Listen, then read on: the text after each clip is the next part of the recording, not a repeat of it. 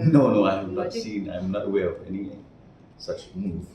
Menteri ga sarkar jela uba apo Lyngdoh hakash pauteri gujamang ulo ong ba usembut menteri rangba ka jela uba presiden tinsong unlong ubri uba biang tamban jubab halor ga jingkala ga san perthai haka election ha so yong haba krench kilat pathai khubor ulo ong. Well, he's the best person to comment again and again. But as I indicated the other day, the verdict of 2023 has to be respected. That verdict gave NPP 26 constituencies, which is why they could not form a government on their own.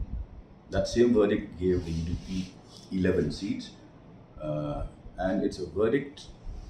When you analyze the election results, you have to analyze it sector-wise. So the Garo sector voted mainly in favor of the NPP, and the Khasi Jaintia sector voted mainly for a regional party called the UDP with 11 seats. So when you combine the two sectors, then only MDA 2 came into existence.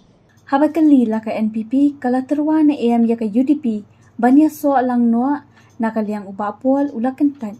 No, I have not seen. I'm not aware of any such move. A lot of things will be said at election platforms, and more so when there is just one election for one constituency. So you have lots and lots of speakers. So obviously, when you have 20 speakers in one platform, they all want to say something fresh, something that will attract the attention of the media.